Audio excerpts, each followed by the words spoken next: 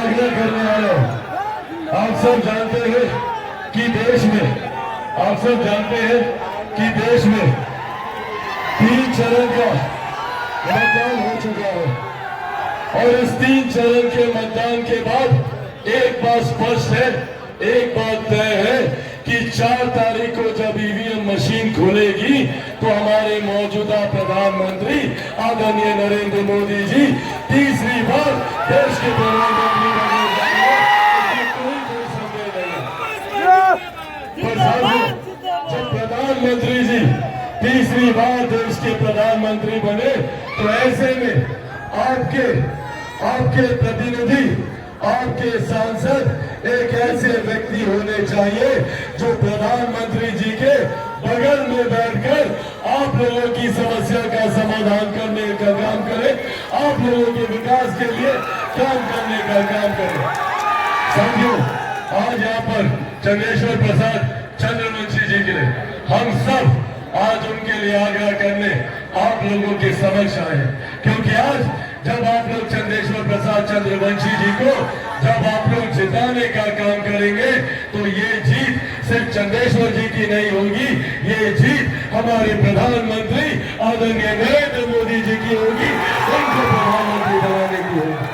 और साथियों, हमारे प्रधानमंत्री जी का तीसरी बार देश का प्रधानमंत्री बनना जरूरी है।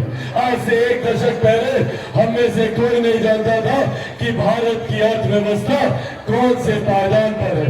पहली बार देश में कोई ऐसे प्रधानमंत्री आए जिन्होंने भारत की अर्थव्यवस्था को दुनिया की 5वीं सबसे बड़ी अर्थव्यवस्था बनाने का काम किया। जब अर्थव्यवस्था मजबूत होती है तो हर राज्य का राजस्व बढ़ता है।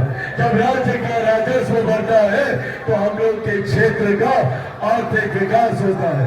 हर गरीब व्यक्ति के हाथ में ज्यादा कमाई आती है, प्रति व्यक्ति आय में इजाफा होता है और इसी का परिणाम है क्या देश में 25 करोड़ से ज्यादा लोग गरीबी रेखा से बाहर निकलकर मुख्य धारा के साथ जुड़ने का काम किए हैं।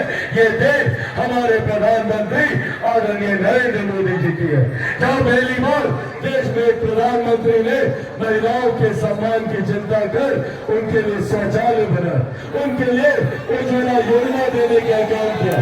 पहली बार देश में एक प्रधानमंत्री ने सुनिश्चित किया कि कोई भी व्यक्ति आर्थिक अभाव में इलाज से वंचित न रह जाए।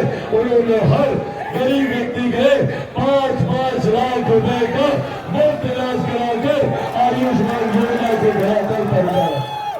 साथियों, जहाँ एक तरफ हमारे प्रधानमंत्री ने गरीब कल्याण के लिए हर संभव योजना बनाई, आज हम लोग को गर्व होता है कि देश की नहीं दुनिया की सबसे बड़ी गरीब कल्याण की योजना जिसका श्रेय मैं मेरे नेता, मेरे पिता आदरणीय रामविलास पासवान जी को भी दूंगा।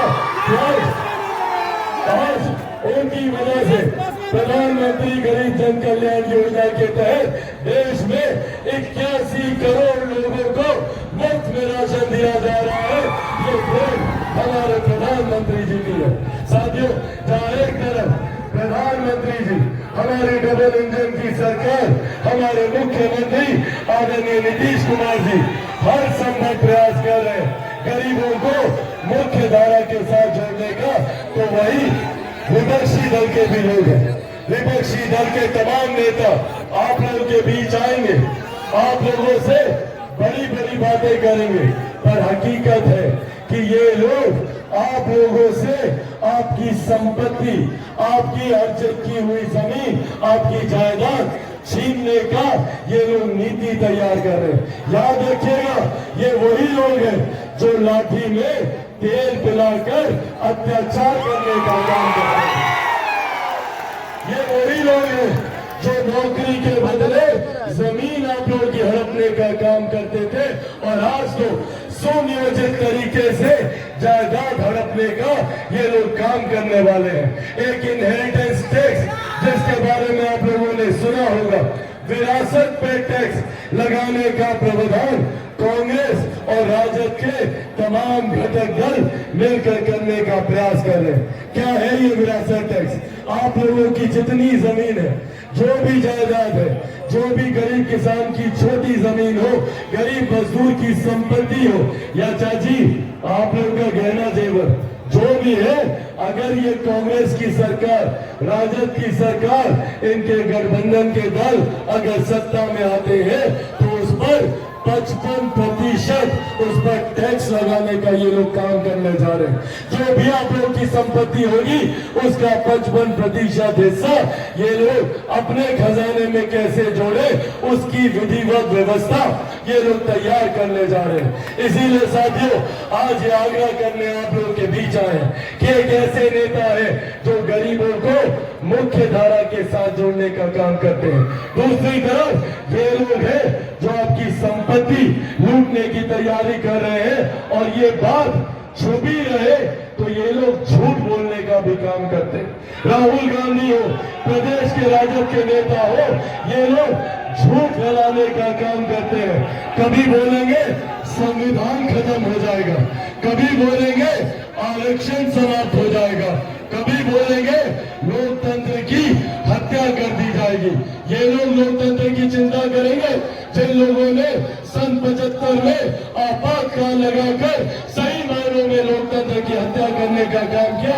आज ये लोग लोकतंत्र के संरक्षक बन रहे। साथियों, आज आप लोगों के सामने मैं मेरे नेता, मेरे पिता आदरणीय रामविलास पासवान जी के संघर्षों की कसम खाकर आप लोगों से ये वादा करके जाता हूं कि जब तक चिराग पासवान जिंदा है